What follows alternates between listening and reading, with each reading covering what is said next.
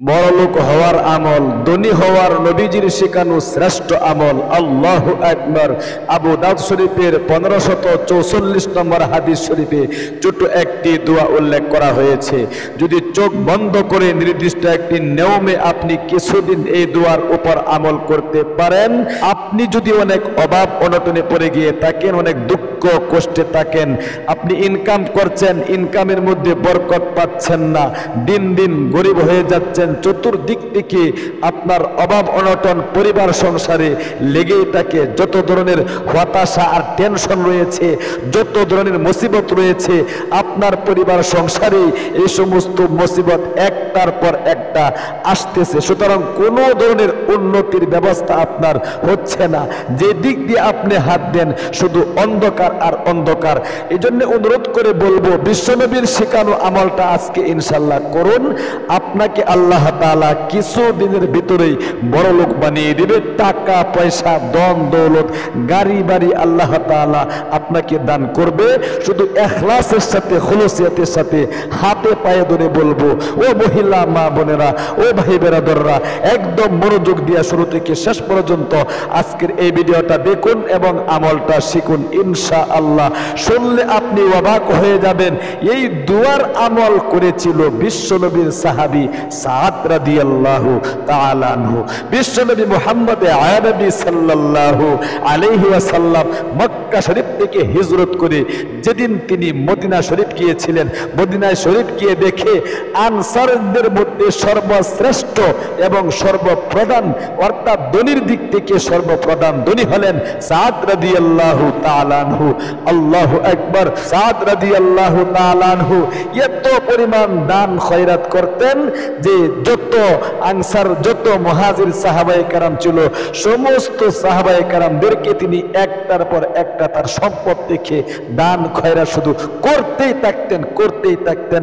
বিশ্বনবী এক পর্যায়ে বলতেন, সাহাবের এত সম্পদ আল্লাহ তাআলা দান করেছে, সে তার এই ধন সম্পদের মাধ্যমে সমস্ত সাহাবায়ে কেরামদেরকে সে দান খয়রাত করে। আল্লাহু আকবার। আরেকজন সাহাবী শুনলে আপনি অবাক হয়ে যাবেন, বিশ্বনবীর তালহা ইবনে উবাইদুল্লাহ রাদিয়াল্লাহু তাআলা আনহু। তিনি একজন বিশাল দানশীল এবং ধনী সাহাবী ছিলেন। এত পরিমাণ দান খয়রাত তিনি সাহাবীদের মধ্যে করেছেন। বিশ্বনবী বলেছেন, তালহা ইবনে উবাইদুল্লাহ যখন ঘুমাতে যেত তখন সে মনে মনে এই কথা ভাবতো, আমি চাই না আজকে রাত্রে আমি যে ঘুমাতে যাব আমার এই ধন সম্পদ নিয়ে আমি মৃত্যুবরণ করি। আল্লাহু আকবার। এরকম একটা হিসাব নিকাশ তারা করত। অর্থাৎ সাহাবায়ে কেরামদের মধ্যে দেখা যায় অনেক ধনী সাহাবী ছিল, আর আমরা অনেকেই কিন্তু এই কথা বলে থাকি যে হুজুর ধনী হয়ে লাভ কি? টাকা পয়সা ধন দৌলত আপনার যদি না থাকে আপনি কি মক্কা মদিনায় হজ করতে যেতে পারবেন? এই হজ করাটাও তো আপনার জন্য কিন্তু ফরজ। যদি টাকা পয়সা হয় আপনার কি মন চায় না মক্কা মদিনায় গিয়ে হজ করার জন্য? অবশ্যই হজ করতে হলে টাকা পয়সার দরকার আছে। সাহাবায়ে কেরামদের মধ্যে কোটিপতি পর্যন্ত সাহাবী ছিল। উসমান রাদিয়াল্লাহু তাআলা আনহু কোটিপতি ছিলেন। আব্দুর রহমান ইবনে আউফ রাদিয়াল্লাহু তাআলা আনহু কোটিপতি সাহাবী ছিলেন।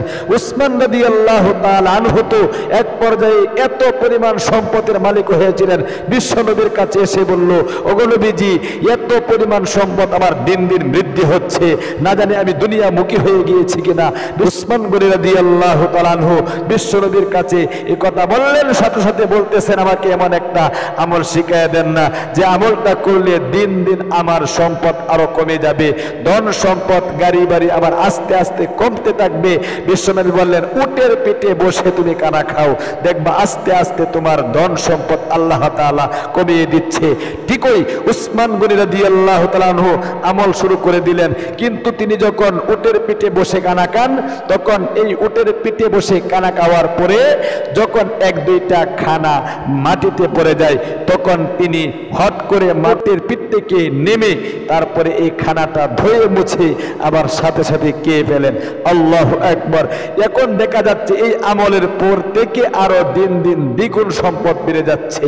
তখন বিশ্বনবীর কাছে আবারও এসে বললেন, ওগো নবীজি, আমাকে একটি আমল বলেছিলাম শিক্ষা দেওয়ার জন্য যে আমলটা করলে আমার ধন সম্পদ গাড়ি বাড়ি কমে যাবে, সুতরাং এখন তো দেখা যাচ্ছে আরো দিন দিন বৃদ্ধি হয়ে যাচ্ছে। আল্লাহু আকবার। বিশ্বনবী বললেন উটের পেটে বসে না বলছিলাম তোমাকে কানা খেতে। উসমান গনি রাদিয়াল্লাহু তাআলা আনহু তিনি বলতেছেন হ্যাঁ অবশ্যই আমি আমলটা শুরু করেছি। তিনি বললেন যখন তুমি উটের পিঠে বসে কানা খাও 1-2 টাকা আবার কিন্তু মাটিতে পড়ে যায়, তখন তুমি কি করো? উসমান গনি রাদিয়াল্লাহু তাআলা আনহু তিনি বলতেছেন উটের পিঠে বসে যখন কানা খাই 1-2টা লোকমা 1-2টা খানা যখন মাটিতে পড়ে যায়, মাটিতে পড়তে দেরি হয় আমি উসমানের উটের পিঠ থেকে নেমে কানাটা ধুয়ে মুছে খেতে আমি উসমান দেরি করি না। আল্লাহু আকবার। বিশ্বনবী বললেন এই জন্যই তো তোমার রিজিকের মধ্যে আরো দিন দিন বরকত বেড়েই যাচ্ছে। আল্লাহু আকবার। দেখেন বিশ্বনবীর সাহাবীদের মধ্যে কোটিপতি পর্যন্ত ছিল। সুতরাং আপনার আমার যদি টাকা পয়সা ধন দৌলত না হয়, আপনি আমি যদি বড় লোক না হতে পারি, তাহলে নামাজও কিন্তু আপনি আমার পড়লে ভালো লাগবে না। পেটে ভাত না থাকলে অবশ্যই নামাজ পড়তে আপনার মন চাইবে না, হজ করতে পারবেন না, আপনি যাকাত দিতে পারবেন না, অথচ গরিব মিসকিনদের জন্য আপনার সম্পদের মধ্যে কিন্তু হক রয়েছে। টাকা পয়সা হলে আপনি দান খায়রাত করতে পারবেন, মসজিদ মাদ্রাসায় দান খায়রাত করতে পারবেন। এজন্য আসল প্রিয় দিদি ভাই এবং বোন, একদম মন থেকে আমলটা শিখুন। কোন কোন দোয়াগুলো আপনাকে কিভাবে পাঠ করতে হবে নিয়ম কানুনটা বলে দিচ্ছি। 24 ঘন্টার যে কোনো সময় আপনি আমল করতে পারবেন। আপনি মাগরিবের নামাজের পরে, বিশ্বনবীর হাদিস শরীফের মধ্যে উল্লেখ করা হয়েছে না, মাগরিবের নামাজের পরে এবং ফজরের নামাজের পরে আপনি এই দোয়ার আমলটা ইনশাআল্লাহ করবেন।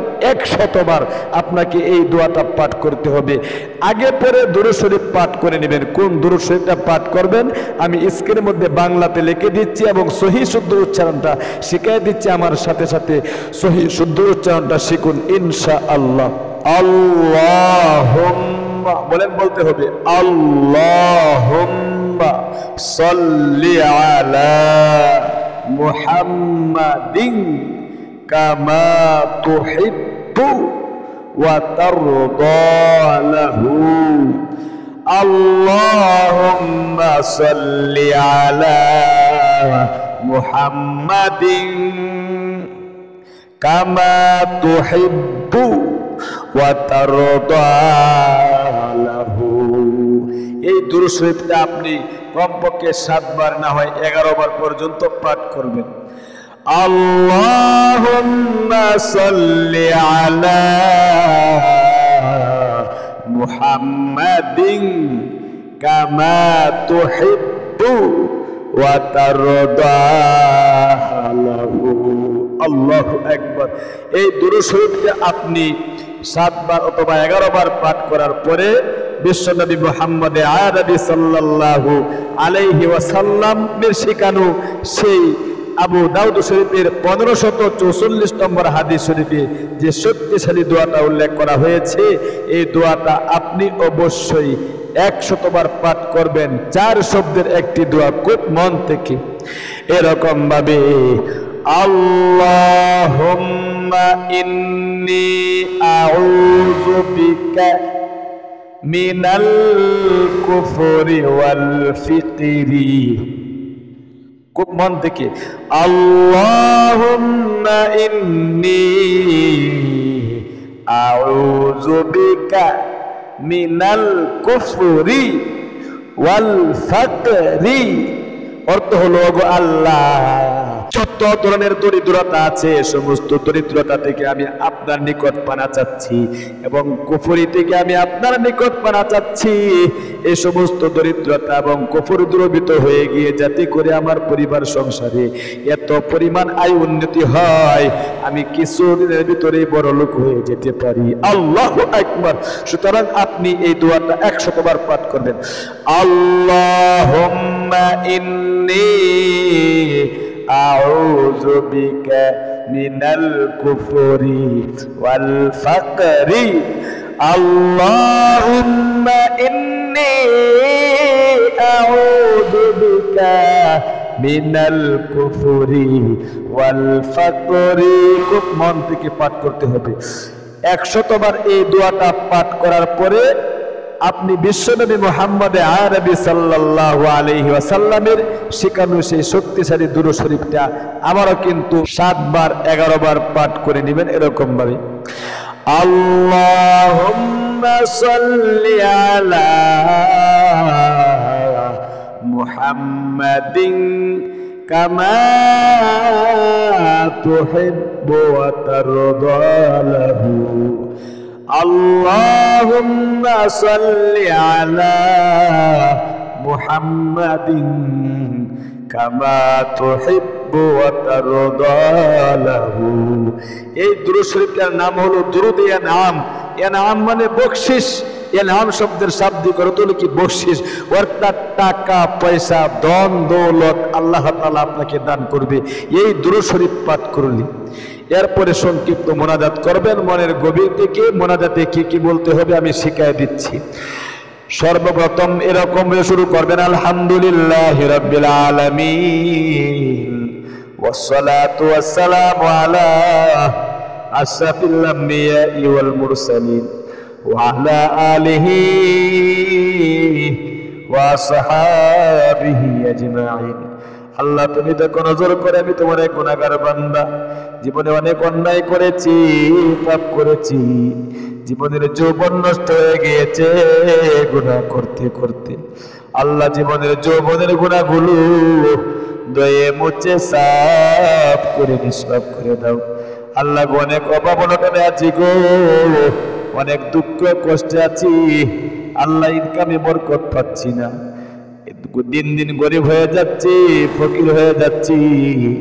আমার এই সমস্ত অবনটন দূরীভূত করে দিয়ে ধন সম্পদ টাকা পয়সায় বরকত দিয়া ভরপুর করে দাও, রিজিক বৃদ্ধি করে দাও, দরিদ্রতা দূরীভূত করে দাও। একটা একটা করে আপনার মনের যত চাওয়া পাওয়া আছে বলবেন। চাকরি হচ্ছে না, চাকরির জন্য আপনি আমলটা করতে পারেন।